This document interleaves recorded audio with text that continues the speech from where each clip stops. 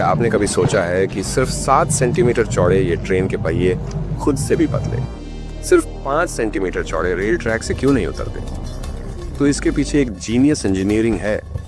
तो देखो, जैसे ही इन सिंपल व्हील को ट्रैक पर छोड़ा जाता है तो ये हल्के से मोड़ पर ही ट्रैक से नीचे उतर जाते हैं। लेकिन जब पहिए को हल्का सा कॉनिकल शेप देते हैं तो ये अपने बदलते डाया के साथ खुद एडजस्ट होकर बड़े आसानी से ट्रैक को पार कर देते हैं।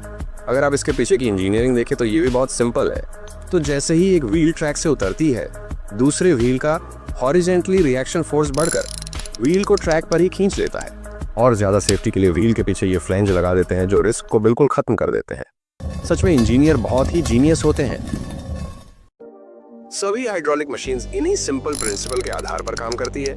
जो आप यहाँ देखोगे तो देखो, अगर आप एक पाइप में लिक्विड को भरकर उसे एक तरफ से दबाते हैं तो ये फोर्स बड़े आसानी से दूसरे पिस्टन तक ट्रांसफर हो जाता है। अगर कांच की ट्यूब को मोड़ भी दे तो भी पावर ट्रांसमिशन में कोई अंतर नहीं होगा।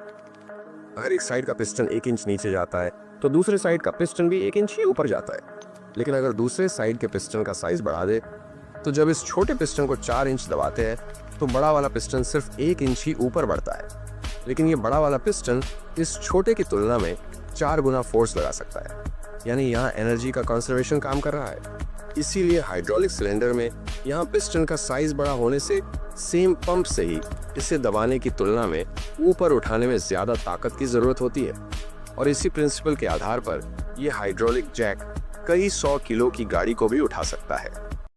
पहले समय में ऐसी राइफल यूज होती थी जिन्हें रीलोड करने के लिए बंदूक की बैरल में ये एक्सप्लोसिव ब्लैक पाउडर डाला जाता था और स्टील बॉल पर लुब्रिकेंट ऑयल से भीगा कपड़ा लगाकर उसे एक स्टिक की मदद से दबाकर सेट किया जाता था और उसके बाद फायरिंग की जाती थी।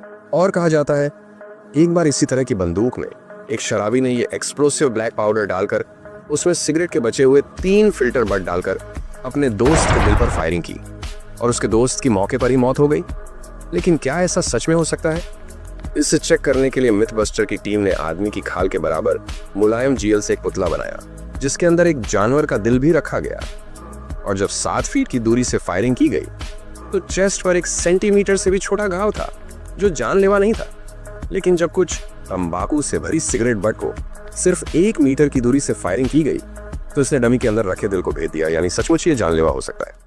इंजीनियर्स ने फिजिक्स के इस छोटे से कॉन्सेप्ट के आधार पर ही कोएक्सियल ट्विन रोटर हेलीकॉप्टर बनाया। आप इसे इस सिंपल डेमोन्स्ट्रेशन से बड़े आसानी से समझ सकते हो। जब इस व्हील को घुमाया जाता है तो बिल्कुल सामने की तरफ एंगुलर मोमेंटम की डायरेक्शन होती है जो इस व्हील को गिरने नहीं देता और इस व्हील को अनकंट्रोल्ड घुमाने का काम टॉर्क करता है जिसकी डायरेक्शन एक्सिस ऑफ रोटेशन के परपेंडिकुलर होती है। और यही टॉर्क इफेक्ट हेलीकॉप्टर की स्टेबिलिटी में बहुत बड़ी प्रॉब्लम था। लेकिन जब 2 रोटर को एक दूसरे की उल्टी डायरेक्शन में घुमाकर छोड़ा गया तो ये बहुत स्टेबल था, क्योंकि अलग अलग डायरेक्शन में टॉर्क लगने की वजह से कुल टॉर्क का इफेक्ट खत्म हो गया। और इस सिद्धांत का प्रयोग करके इंजीनियर्स ने बहुत स्टेबल और हाई लिफ्ट वाले कोएक्सियल रोटर हेलीकॉप्टर का निर्माण किया। पहले समय में यूज होने वाली इन तोप की वर्किंग बहुत सिंपल थी। कास्ट आयरन से बनी ये नाल एक तरफ खुली और दूसरी तरफ से बंद होती थी।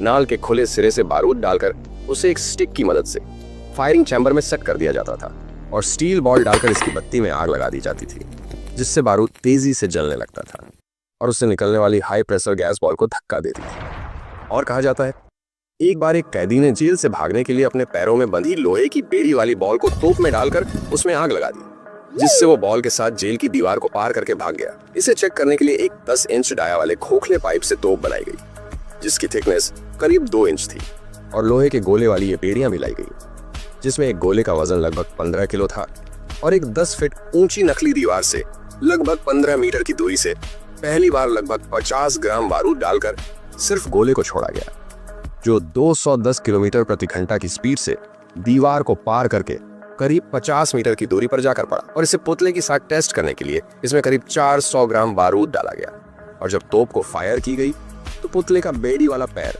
लोहे की बॉल के साथ शरीर से अलग होकर चला गया, जबकि पुतले के जोड़ लोहे के थे, यानी इस तरह भागना असंभव है। अगर कैदी इस तरह भागने की कोशिश करता तो उसकी टांगें उखड़ जाती और वो नहीं भाग पाता।